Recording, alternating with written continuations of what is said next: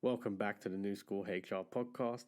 This is episode 03 of season 1, named What's Already There and Changing What's There. In this episode, I'll be looking over 7 topics, which goes through HR systems, the kind of reports we use, and how we can implement change from some of the stuff we identify during our probation period. So sit back and enjoy the show.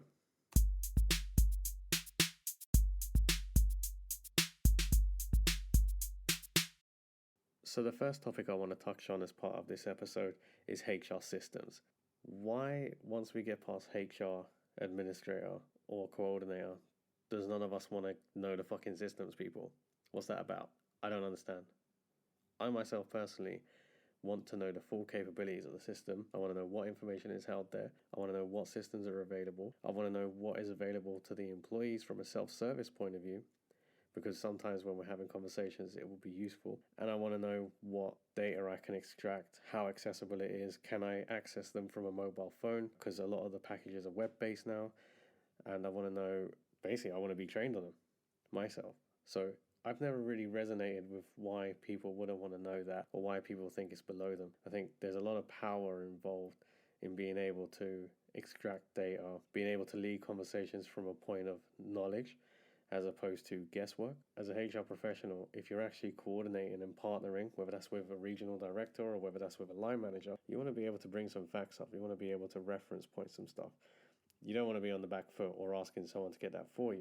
You want to be able to access it yourself. So guys, from a HR point of view, not quite sure why you're all resistant to it. Let's just do it. And you know what? Dare we say it? Let's support those HR administrators as well, because the last thing they need at times is a queue of people waiting for a holiday form or a queue of people waiting for some sort of information when actually you're just sitting there doing something and you could actually take a 2-minute pause in what you're doing to actually support someone. So this obviously helps team morale as well. I think the other thing I want to kind of get across is, if we look at it from a point of view of fairness and equality across the team, we'll be expecting people to support us, asking them questions, but we don't want to explain why, or we don't actually sit and ask them what version of the world they have. So I quite enjoy talking to HR administrators or assistants and actually finding out what data they have and what reports they've seen. There's something to be said from people. They can actually, articulate stuff to say, oh yeah, there's this and this is what it does.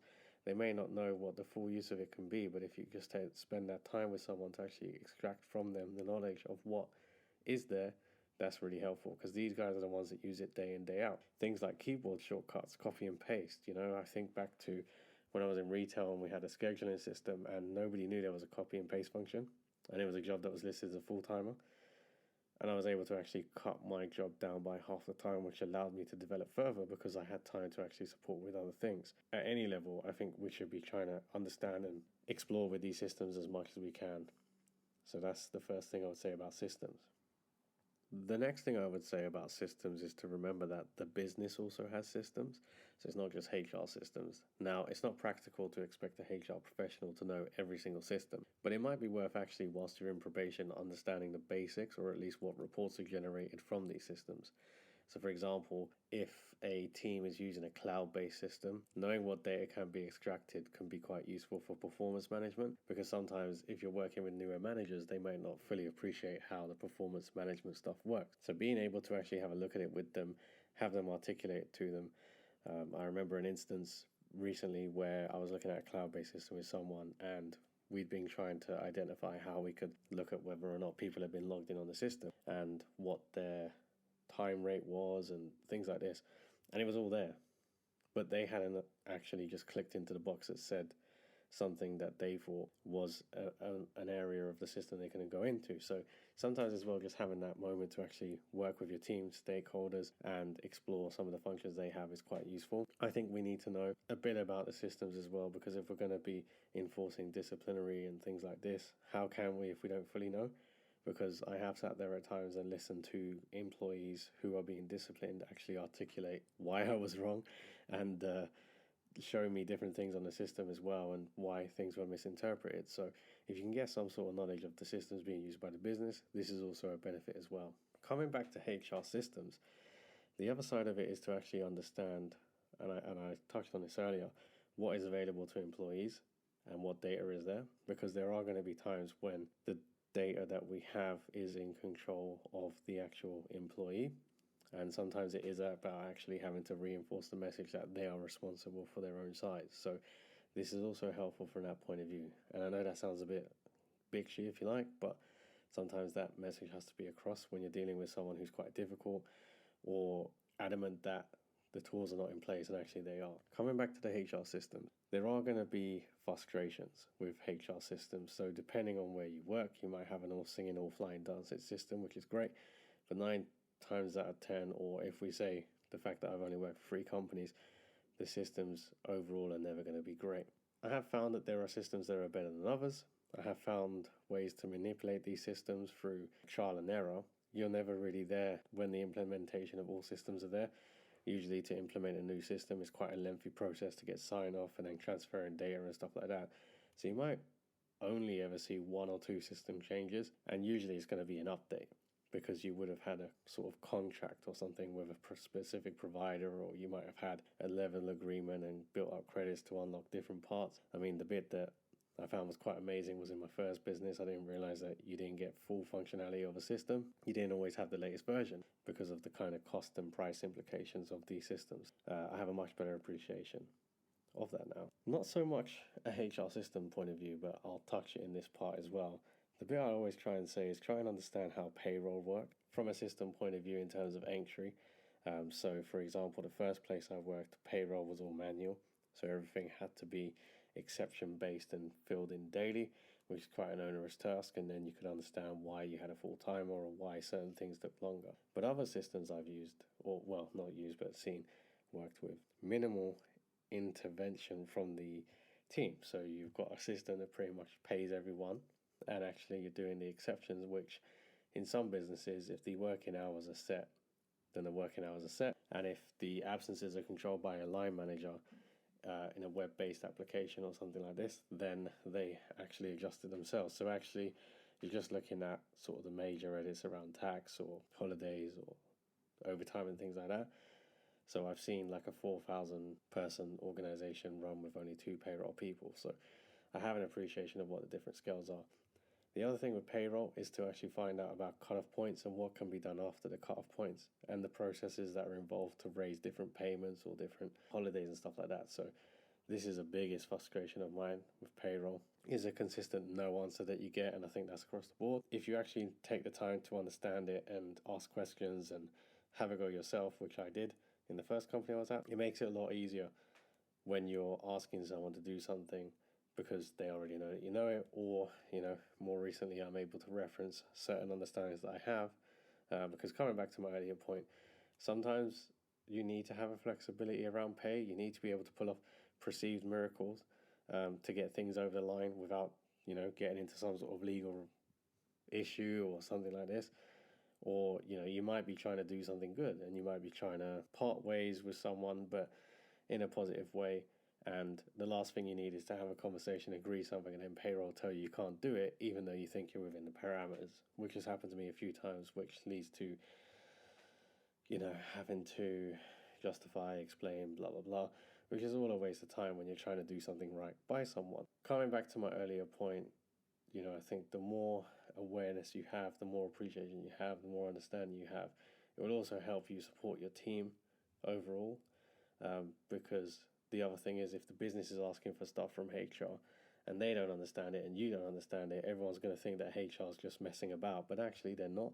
It might be quite difficult for them to get that report that this line manager's asked for, or it might be difficult for them to extract some information because it's not there. Just check in. Remember that, we were HR administrators once, and how it felt when you were pressured and you were trying to fulfill someone's request, and, you're trying your best to support, and the tools aren't always necessarily helpful.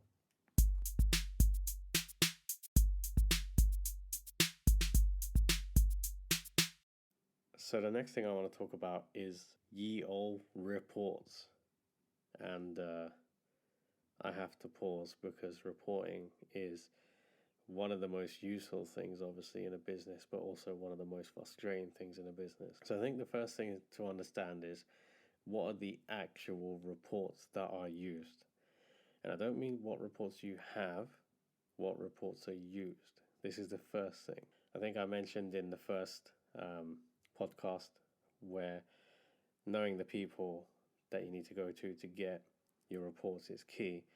And also, knowing what reports they generate and how it is used is also key. So this is a very, very important part of the induction process or probation process when you're new as a HR person. So it's not just HR reports, it's also business reports. Because if you're doing things like performance management, or you're doing labor management, or you're doing KPIs or whatever bonusable stuff, you need to know what reports are relevant. And you also need to know not just the reports that are relevant, but the key magical word, data. What data is actually impactful to someone's day-to-day working life? What data is actually useful? So, as an example, in my previous company, we had thousands of, okay, maybe not thousands, but we had loads of reports, loads of data. And actually, when you looked at it, you only was looking at about 6 different things, because that's what was on the scorecard, and that's what everyone was bonused on, and that's what everyone was told to do. So from a business point of view, all this other data, which, maybe said that somebody wasn't performing, or said that the focus wasn't right, or this kind of stuff, well, it was totally irrelevant, because everyone was looking at 6 things, and that was the argument to keep people in jobs and keep people getting bonuses, etc., etc. So at the end of the day, it was 6 things. I've learned from that. If I think back to my first employer, which was a large retail place, their actual data that was used was, again, minimal. So try and cut through the noise. Try and not, and only use what is relevant, and only chase what is relevant, because you can be trying to find data for the whole world, but if it's not relevant, you're just presenting a load of numbers to people, and it doesn't really mean fuck all. Nobody really cares. Or, alternatively, if you're digging data that you think is relevant and needs to be shared, don't just present the number. One of the things I see a lot of HR professionals do is pull out some amazing reports, and I think I do too. I'm quite good at that side. But one of my HR directors very early on, when I became a HR business partner, actually said to me straight out, "This is great, looks very colourful, has a lot of numbers. What the fuck does it mean?" And I was like, "Well, it's right there." And they said, "Yeah, but what's the solution? Because otherwise you're just telling me what we kind of already know, but you're just actually giving me the number." And I was like, okay. So yes, it's great to have the data, and I understand if we're using it as a point of view of making a proposal or something like that, but we have to actually show what the data is being used for and what we want to see as a benefit of using this data, and what have we done to change it when it does improve, if it does. So that's quite key as well. So data is one thing, I hear the term data queen or data king or whatever, and that's good. I can admit it. I look at some people's reports and I'm like, wow, I wish I could do that. But then I look at it and I'm like, yo, but what the fuck does this mean? Like, it don't mean anything. It's not showing me anything. I get reports sort of weekly, monthly, and I'll be honest, I just skim through it. I only actually look out for 3, because that's the only sort of things that are relevant right now. Things like absence, sickness, holidays, overtime, overspend, budget, headcount cost, agency cost. Those kind of things at the moment are relevant to me, so that's what I'm looking at. When we come to bonus time, it'll be different reports. It'll probably be more performance based. But again, let's make sure that the data is actually relevant for what its purpose is. I hope that makes sense. Don't just show a number. Nobody cares if you're not doing anything with that number. And leading on from the fact that nobody gives a fuck about just a number, if we're trying to engage people from the business into reading our HR reports or opening our emails, which has an Excel attachment on it, we need to make sure that they have inputted into what data they need, and we've counter-checked why they need it. Because if you're just going to send data for the sake of it, it just, a director or someone has maybe 200 emails a day, 300 emails a day, and they just see your name, and they just see an Excel document, and they just see a report, and if that's just something they've asked for, I'm pretty sure it just goes in the trash. So what I always do with my stakeholders is actually set an agenda as to what we're going to cover in each week. That agenda will pretty much form the basis of the report as well, because that's what we've agreed as our main focus or areas that we're going to sort of share with the team or whatever. So it's very key that the buy-in for any reports you generate for your business unit is inputted by them, And I do that all the time. I'm quite open with it. I don't sort of go in and say, yes, I'm going to take all this data. I probably do cut my own data as well, which is why it's important to know the systems, as previously mentioned in part 1. So make sure that they understand what the data is for, what we're going to do it for. And you have to sensor check as well. So if you're going to send something, make sure people know what is on there. Make sure it's accessible and it's readable. There's no point having every single name and every single number and all that. No one's going to scroll through it. You just have the main bullet point, bang. That's what it is. And then people can easily identify it. Right, that's green, that's red, good and bad. And then we talk about it and we move on to the next topic. Okay, so that's a bit around reports.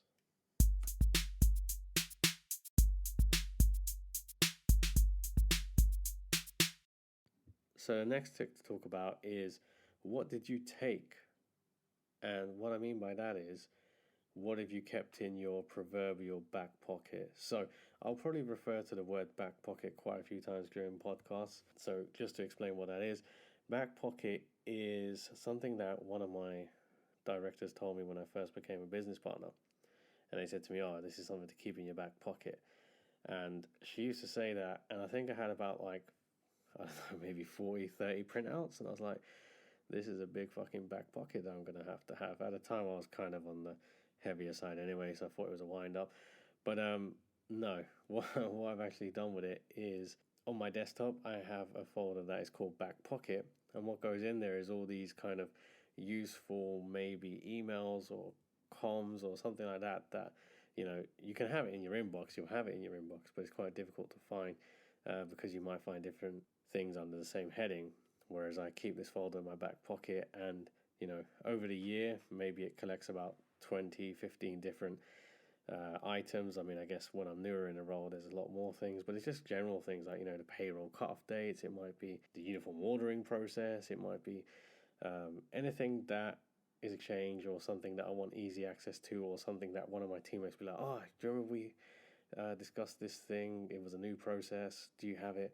And I can just fire it off. So I'll probably share stuff from my back pocket, I don't know, maybe once every fortnight. So it's quite useful to have, and it does help people out. So yeah, the other thing I also have in my back pocket folder is a shortcut folder. In Microsoft anyway, you can right click on a folder, copy the shortcut, and what I do is, in some of the companies that I've worked in, they're very folder heavy, bit over the top, but I basically will keep that folder with maybe, I don't know, I think at the moment I've got about like 10 different folders in there, but it's just direct straight onto, your S drive or whatever, and it just goes straight to that item. So that's pretty cool. This wasn't this bit, but I'm just going to talk about this as well. Folders. Guys, please, why so many folders? I've worked in 2 companies now where there is a ridiculous amount of folders. So you have a folder for one part of an employee's file, and then you have different folders for each year, and then you go in that year and there's folders for each individual month. And this is time consuming. So let's just have all the contracts in one place. And while I'm also there scanning, if you're going to scan something like, an older employee file, let's put the contracts at the top, because that's probably what we're going to need to refer to in someone's older file the most. I remember my previous company, when we did the migration onto the E-system, the contracts were just left wherever. And, 200-page file, and you're scrolling through on PDFs, which is time consuming as it is, trying to find a contract, and it just hurts the brain. So that's my tip of the day, if we like. Yeah. Anyway, so back to what did you take? So let's be honest. We all create stuff. We all create templates that we think look amazing, or reports, or things that we want to share with people. And what do we do with it when we leave a new company? So the reality is, we take it. We store it on a USB stick, and we put it in to a drive, and we take it.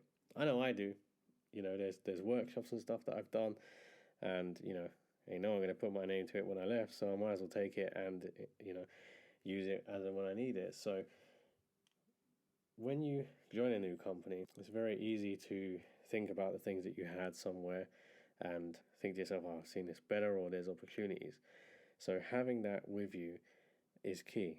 Even if you don't take everything, but you take things that have the general gist of things or the theme of things, being able to remember what style you implemented, because when you join a new team, it's not about your style, it's about getting used to another team's ways of workings and a way of reporting and stuff like that. So, I found when I've started new roles, I maybe believe that I do things at one level. So if I look at business cases, for example, mine are on PowerPoint, they're sort of visual, they have key information and stuff like that.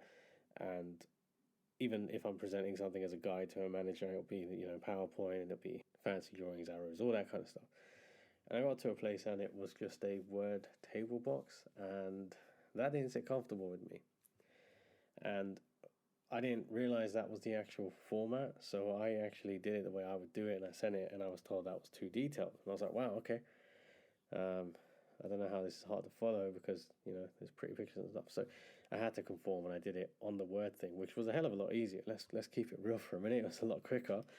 I wasn't complaining, but I realized that, whatever I have taken with me, maybe I need to park it for a bit. So knowing what you have at your disposal is helpful. I think the other piece is that when you get a new person in your team, there might be the expectation that with them they're going to bring stuff anyway. Sometimes when they hire you in an interview, it's going to be based on your style, and then probably the assumption that you'll have things that will accompany it. So as an example, if I am asked to look at new workshops, well, I've got maybe 4 or 5 that I did, but it has a tone. But the other piece to remember is if you do take things with you, you have to remember where the business that you've just joined currently is. And that's very important. If I look at the stuff I took from my last employer, we'd been running, if we stick with workshops as an example, we've been running these for 4 years. So our managers were at a certain place where we were stripping stuff away to make it no longer patronizing or punitive to attend a training session. But if we look at where I am currently, they haven't had these sessions. So yeah, there's a lot more detail in there, and actually moving into the versions that I have left with isn't relevant. Always good to keep, always good to use as a side-by-side comparison, but you have to remember that you are in a new place, and it doesn't mean that you just implement everything. I've been asked to, look at things and change things to my way, but that's not necessarily the right thing, I believe, because it is about actually understanding where your stakeholders are today and the people you're servicing. So, yes.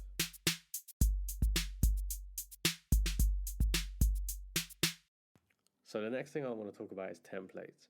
And the reason why I raise this is because as HR professionals, we need to remember that when we're writing templates, we're writing templates for us not to use. And it's very important to remember. So we have the experience of what works, what is needed, what happens when you don't include something simple as the fucking date or a signature. We know what happens, right? But Mr. Manager might not.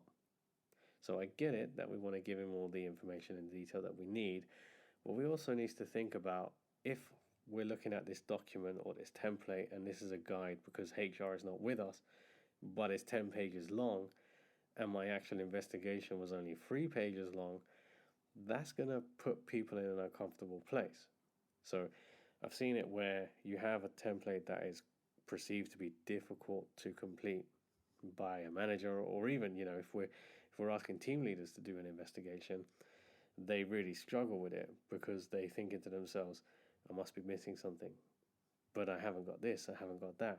But actually, all they're doing is investigating short-term absence, or all they're doing is investigating something, well, not just speeding, but you take speed as an example. Did the person speed, yes or no? Yes. Why do we need 8 pages of other stuff? You'll have the system data from the system, which will show that they were speeding, which is why you're there in the first place. You'll have all the things like the date, the time of the incident, how many instances of speeding. It's all going to be there. So why do we need to write it all out on a 10-page thing? Of course, that's going to be intimidating. Of course, and then a team leader's not going to want to do that because, maybe they're not being paid in their mind enough to do that. And then the manager's also not going to want to do it because they're going to think, well, I haven't really got time for this. So let's be sensible when we're making templates. Yes, we want to cover everything, but let's think about what we really need. Because if we take an investigation as an example, an investigation is fact-finding. And if we are in the disciplinary, because it's a serious disciplinary like gross misconduct, something as HR professionals, then surely that's the part where we recover it. So what I'm trying to get to is your templates have to give people the empowerment and the support to do it, not intimidate or, scare them, if you like, because that's not going to get anyone anywhere. No one's going to support you, and actually, as a HR professional, you're going to be sitting in every single meeting because they're probably too intimidated or scared to do it. So bear this in mind when you're making templates. So the next thing to think about when putting scripts, we already have ourselves templates together, is scripts. So scripts are useful, I think. They're very good at making sure you cover all the key points. But I think what we have to remember is that when we give someone a script, they're actually going to read it, probably word for word, especially if they're in what they perceive to be a very serious disciplinary or meeting or something. So again, let's think about it. Let's put these things in a style that is friendly and accessible to everyone. That, let's be honest, if we're working with management, there's a possibility that they may have not got a degree because they have worked their way up from the shop floor. And putting over complicated words in there that nobody can understand is just going to confuse everyone. Because I'll be honest, as a HR professional, sometimes I look at things and I look at wording and I'm like, whoa, what does that mean? I can't even say that word.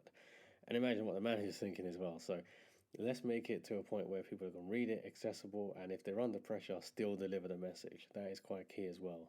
That's the whole point of a template. The whole point of a template is to alleviate stress and uncertainty, to give you clear guidance on what you're going to say and what you're going to do. So remember that when we're doing the templates. The other thing I would cover with templates is to make sure that we keep updating them. So if we get feedback or we notice something didn't quite work out, or we've been in a meeting and someone's actually suggested something different as a consequence of getting something wrong, let's factor these things in. Let's not just assume that all of our templates are amazing because we're HR and that's what we say.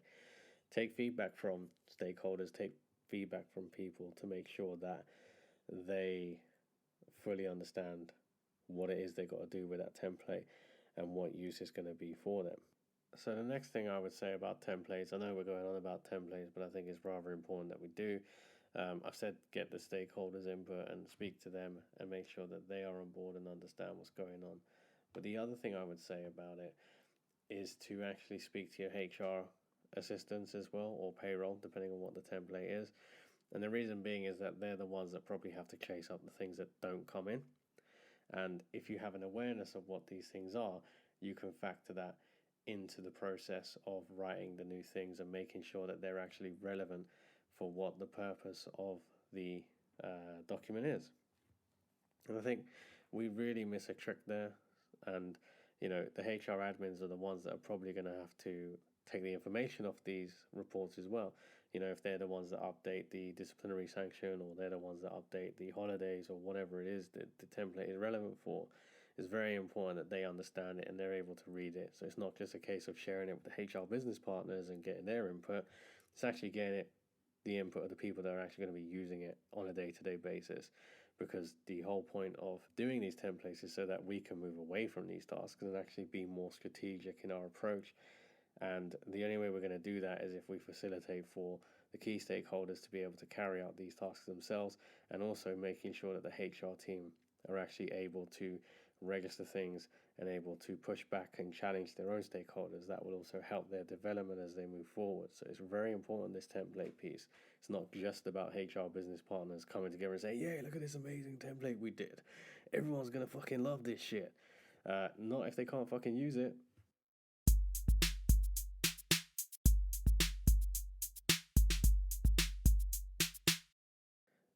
So we've hit like week 8 or week 10, or maybe it's a bit sooner than that, depending on how quickly you've integrated into your new areas. And actually, we come back to what did you take? And I said not to force the issue and not to put things in. But actually, maybe you've got a list of opportunities or observations of how you can do things better. Now, when I say observations, that means that you haven't just jumped in there and be like, oh, look at this amazing thing I did back in 2012, even though it's 2020 and it's probably out of date. Actually observing what is used now, how it's used, If there's been any significant issues that you've had as a result of what you currently have in place. So it might be, for example, a holiday request sheet has caused numerous errors or something like that. Then that's an opportunity. But, as I've said in a couple of the other things that I've said in, I think, episode 1, the observation piece is very key. It's about actually seeing how these things work, because you might not agree with how it works when you see it. You might think this is absolute complete nonsense, which I think a lot of us HR professionals, when we get into a new place, is like, oh my God, this is so shit. Oh my God, this is so out of date. Oh my God, this is done better here. Okay, maybe it is, but actually, until you have a full picture and a full understanding of the systems and the reports and how they're actually used, don't fucking say anything. You just take a step back, observe, make notes.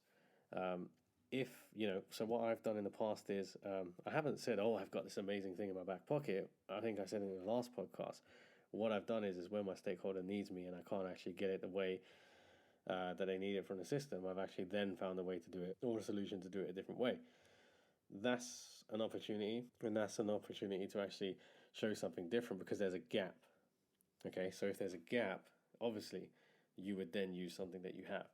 But even then, I would actually pass it through with someone just in case, because what I might think is a gap is because my stakeholder maybe doesn't know.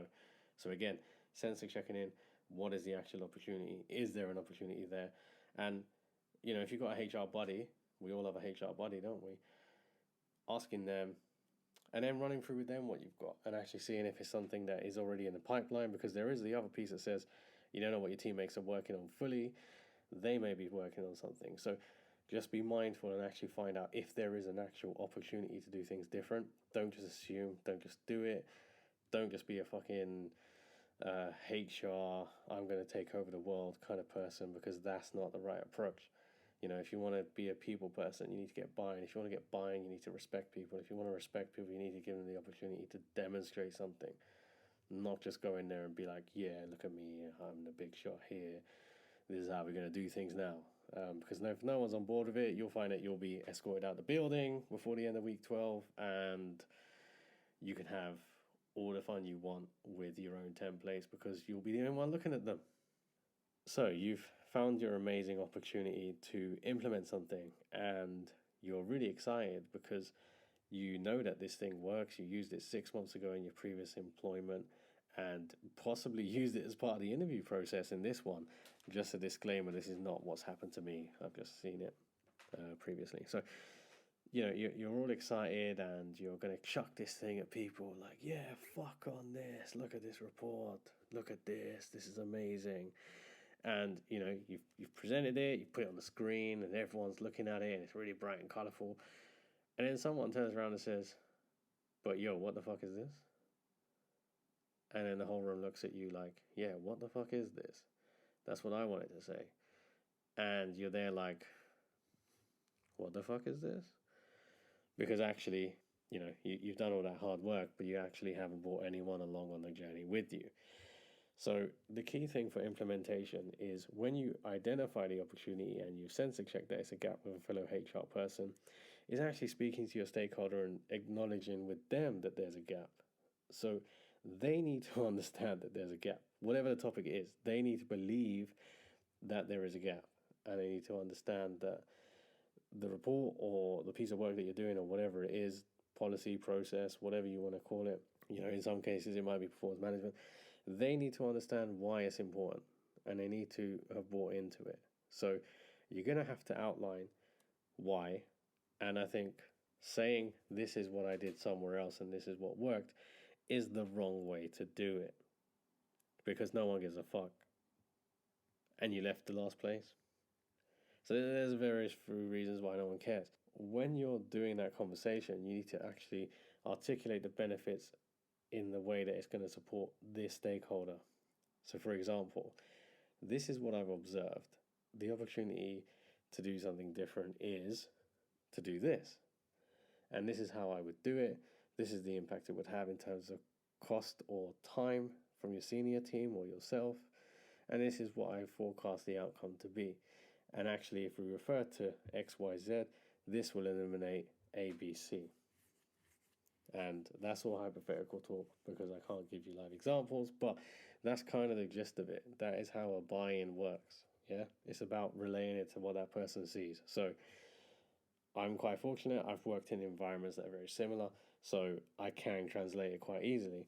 But if you're coming from, let's take a retail sector, from a customer facing environment into a warehouse environment, it's two completely different fucking worlds. Yeah, the only same thing is that someone takes something home, but the actual interactions with people is completely different. So saying this is what worked in a happy buzzing environment of retail might not necessarily work in a cold, non-heated warehouse. And so you have to factor these differences in when you're also doing the implementation stages. How receptive are people going to be? How are they going to get on board with this? And how does it translate to the individual? So the other thing we like to do as HR professionals, in brackets, is go through the key stakeholder and get their buy-in, but actually not explain to anyone else what the fuck we're doing. So yes, you and the stakeholder should agree on it. Yes, you should take them through the journey. But guess what? It's probably not you and a stakeholder that's going to go through with the actual reporting or feedback or whatever to the teammates or the people that it's actually going to be relevant to. It's going to be the layer underneath. So you need to explain to them what you're doing and why. And I tell you what, it's going to be a harder journey to sell than your key stakeholder, because you'll have a pretty good relationship with your key stakeholder, and hopefully you've built up a reasonable, if not good, relationship with that layer underneath. But the level of understanding is not going to be the same as your key stakeholder, because 9 times out of 10 they probably haven't had the same access to the data that your key stakeholder has. So this all needs to be translated, people. Yeah, not just kept in the same way with all the little percentages and numbers and all this kind of stuff. They need to understand what they're going to be working with. And if you think about the template theory, they need to not be intimidated by it either. And this is a very, very key moment in the whole building that relationship process with your the function or whatever it is you're supporting. Because this is the bit where I'm not going to say you're going to go down to the level, because actually they probably know more than you do operationally. Let's keep it fucking real. These are the guys that are actually managing the teams. But you're going to have to take it to the level where they can understand it and they can articulate it to a layer below them. Let that sink in. That's right. Not everyone in the building has a master's degree or, reads the Sunday Times or whatever you want to say. This needs to be translated all the way down. So the implementation is not just to get the buy-in of your key stakeholder, it's to actually enforce something to everyone who needs to use it. And that is, again, I keep highlighting it, it's very important. And, we do these things as HR professionals of walking around and asking people their understanding. And, we get so angry with the manager of that individual if they don't know. Oh my God, this person doesn't know. What have you been fucking doing? Well, if I don't understand it myself, how am I going to tell it to someone else? Is what that person is thinking in their head. So remember, implementation is not just for your key stakeholder. It's for the people that you actually want to pick it up and allow you and your key stakeholder to do the more strategic stuff. It's not rocket science, people. It's just common sense.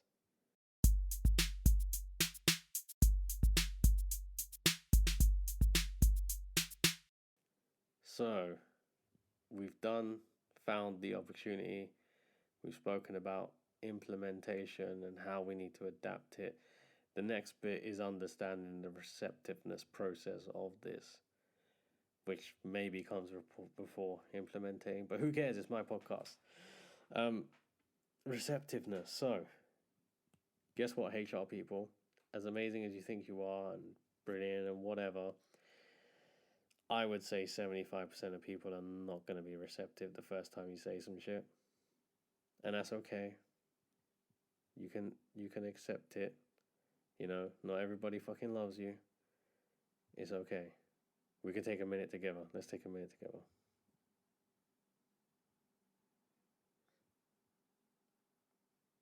Did that sink in? Cool. Now you're over it. Let's move on. So we have to appreciate that not everyone is going to understand it, or you're going to get the old, oh, they did that before back in 2016. Well, France didn't win the Euros in 2016, but they won the World Cup in 2018. So things can change with the same people, right?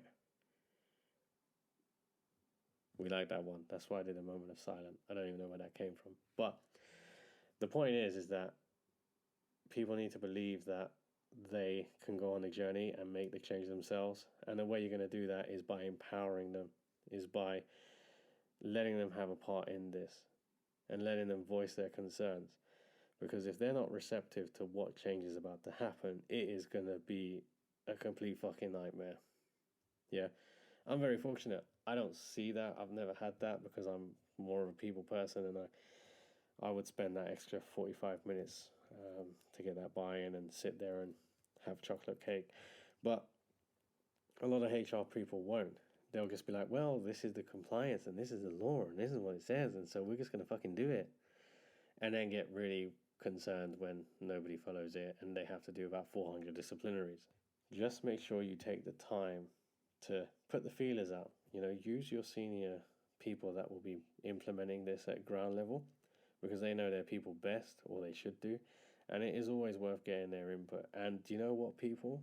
I actually go down a layer lower and I'll go to the team leaders, because they're the ones that actually listen to their employees or their teammates or whatever. So there's a vast amount of people that you need to consider and get them on board, on the journey. Because, if your team leaders are not on board on the journey, trust me, you're not going very far. Unless you're going by fear. And if you're going by fear, eventually it's not going to be fun and you just create a culture of hate. So this is quite deep. It's 10:37 at night. We're doing it. But it's the truth. So you need to think about it. You need to plan these things. It needs to be written in a style that people can take it on board. And I know it sounds like I'm repeating myself a bit, but, hopefully I have differentiated things. But, using the analogy of the World Cup with France is quite a good one, because we want people to let go of what happened in the past. And the only way they're going to do that is by believing that they are part of the future as well. And that, the changes are going to include them, and that they took part in this and they contributed. And yeah, I think the other piece we need to do is actually ensure that we give them enough time to actually challenge things and add suggestions. So if you want to implement something, you can't just say to them, oh, by the way, guys, this is what we're going to do, and then implement it, and then boom, oh, nobody's on board because we've only had 2 weeks to think about it. Really and truly, if you want something to land, I don't think 2 weeks is enough to do that. There's a lot of prep work behind things. There's a lot of sort of feedback to obtain. So just think about that when you're doing something. Set realistic timescales of when you want to go live with stuff and how you want these things to land. The other thing is, as well, if you've got like union reps or an employee forum, you're going to want to consult with them as well to a degree. It makes sense because they'll be able to take it away. So you can see here, like, when we're implementing new processes or procedures or whatever, it's quite a big thing. We haven't even touched on policies, to be fair. This is just, I'm talking about template stuff or holiday request forms or whatever. But people need to understand it. How many times have I seen it where HR has put this new process in and nobody know what the fuck they're doing? Or HR has put this new report in and nobody know how to read it or understand what the actual purpose of it is. Or, we've asked them to report things back to us. And again, absolutely no fucking clue why they're doing it. And it's because we haven't taken the time to actually explore and explain why we're doing things. So this is very important.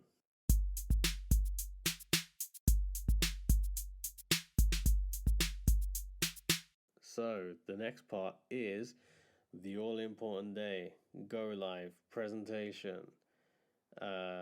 letting people use your new tools, whatever we want to call it. This is the rewarding part. No, it's not rewarding because they haven't actually done anything with it yet. This is the sort of and now let it go moment. I don't really get excited by this stuff. My excitement is actually in the planning and getting the feedback, but I know a lot of people do. They get really hyper that yay, it's going off, it's getting there. And look, fair play to those people. It's hard sometimes when you're going through the steps that I've just outlined. We're on stage 7. Well, actually, I think we're actually on stage 6 if you take away the HR systems. But yeah, it's I can understand the sentiment behind it. I can understand why people get excited by it. But I think the main thing about Go Live is actually ensuring that you're there to support this thing. There's many times I've seen things go live and we've left it to managers, and you've given them all the prep and all the briefing and all that, and then they get one question that throws them. And that's fine. I'm not saying we can cover every single eventuality when we're doing the whole receptiveness and implementation stages, but the manager needs to know that you're there, or the teammate or whoever needs to know that they can contact someone if there's still a query, or they're stuck with something, or they don't quite know how to do it. I think one of the things I see quite often from a HR point of view is us turn around and say, "Oh, but we released an email like 3 weeks ago." Well, sorry, love. I've had about 5,000 since then, so I don't remember it. Or, I read it, but the reality is I haven't seen it since, so I can't remember it fully. When we're doing things like Go Live, we need proper comms. Yeah. And I learned this in my previous organization where we actually had a comms team, and, emails, intranet updates, whatever, all these kind of things. We need to make it really accessible and really obvious. I've seen posters for stuff, when it's more serious stuff. So, we need to make sure that when we're implementing this thing, that we have advertised this as best as we can. And then on the flip side of that, we've also advertised how to contact someone if you need support or help. Just letting something go and expecting it to land is not going to work. So on Go Live, myself, I prefer to be around. Even if it's just like releasing a new holiday update, I like to be at the briefing and take any immediate questions so that the management team also know that I'm there to support, but also the employees know that we're there to support. Sometimes we do need to mix up with the employees, guys. It's not about just sitting in the office and having a good time with the fan or the heating. It is about actually getting out there and getting some initial reactions, because although you've done the feedback bit and you've got the reactions, you don't actually know how every single person's going to take it, because you can't possibly speak to every single person when you're doing it. When we think about how we implement something in terms of reporting or stakeholder management or something, we also need to make sure that we're there for them as well. Because I think we have this assumption that because they're stakeholders, they know what they're doing, they were a part of it. But actually remember that we're HR professionals and we've probably equipped them with something new for them. That's the whole point of us being there, is to add value and give someone new skills and whatever. So they're going to need support too. They're going to need you to be there for them. And they're probably going to need you to show what it is we're doing. So, I spoke about the whole glory piece and not taking credit in the last podcast, but actually we still need to be there for the other side, which is when it doesn't go so well or when they get difficult questions. Because if we're preparing something for someone who is a general manager or a director or a head of, and they're presenting this to their boss, and they maybe don't fully understand it, or there's something on there that is a HR specific piece of data or something that I've introduced myself, they may not remember how I fully explained it, so they may have an awareness. But if they get a question from an even more senior person about it and they don't have a fucking clue what to say, that's not going to get the buy-in for whatever it is you just tried to implement. So that whole support piece and being there at Go Live is very important across all levels. Yeah, if we've put something in and we're the ones that have brought this new skill or document or whatever it is, we need to be there to ensure that it lands the correct way. You don't just chuck a kite in the air and then let go of the string and just hope for the fucking best, do you? And if you do, then damn, that's some kamikaze style nonsense. We need to make sure that we are there and that we're able to support in terms of asking those more difficult questions. And the other thing is, it actually, brings up your own place in the business, whether that's with the employees or whether that's with more senior people, because you need to be confident to stand in front of everyone. You need to be confident to explain and articulate why it is you're doing things, and we need to make sure that when we're doing it, we make sure that it's at a level that everyone understands. I keep a consistent theme. I don't care. I'm not going to talk a different way for a senior director. I talk to everyone the same. So making it human, making it level, and making sure that everyone understands it and that they understand by checking in with questions and asking them if they have any questions, and making sure that they're able to actually use the thing themselves by checking in frequently is key when you are implementing something. So happy go live, people, if you've done all of the things I've just said. If you haven't, boy, I don't want to be you, because it's going to be difficult. Wait.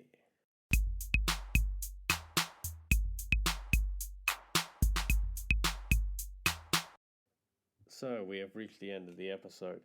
On reflection, I think this one sounds quite repetitive, so hopefully the different sections actually do add value. This is the third series I recorded, and I've actually enjoyed this one. I haven't realized that we've actually done, at recording time, we've done more than 56 minutes. This seems to be getting easier, this seems to be getting more topical, and I seem to be able to have an argument with myself. I just want to thank everyone who has been listening so far. We've hit 50 plays, which doesn't sound like a great number, but this is a free platform, and I've had to, advertise this, if you like, on LinkedIn in my own time, outside of my working hours. Everything is being done in my own time, as and when I get the time to do it. So, I don't know how we grow this platform.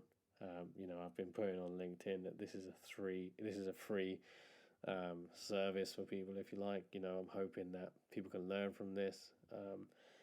It's quite disheartening to see, I've added HR professionals on LinkedIn, and, we've not had any shares, to be fair, I think, apart from 2 comments from individuals, which is well appreciated. But, I think there's a lot of us out there, and I think, I'm seeing some amazing things on LinkedIn with people who are, helping people who are looking for jobs and stuff like that. And this platform is designed to help as well. So I'd urge you that if you've got to this point in the podcast, if you could please share it on LinkedIn. I want to try and support as I can. Unfortunately, I am in full-time employment. I still have a commitment of a family and that to provide for. So I can't actually, remove myself from a job or dedicate this, because this isn't something I'm getting paid for. So, it's a free tool. Why not put it out there? And alternatively, if you've got feedback, if you think that this needs to be different, or you don't like the tone of it or whatever, then please let me know, because hopefully what you've seen, if you've listened to the previous podcast as well, that there is a wealth of knowledge there, and I'm more than flexible in terms of adapting this. I am pretty sure I want to keep to my style of how I'm delivering these podcasts, because I think that's what makes this more accessible. I think it's about time that we start breaking down these HR barriers, that we're all important, all powerful, and all that kind of stuff. So, look, if you've enjoyed it, please share it. If you've got feedback to make the show better, please share that with myself. And until the next one, which I might be taking a week off now, but we'll see. So until the next one, I hope you've enjoyed this one. If you haven't listened to the other ones, please feel free to do so. And if you find us on LinkedIn at New School HR, please send any suggestions or feedback that you have. It will be much appreciated. Thank you and good night.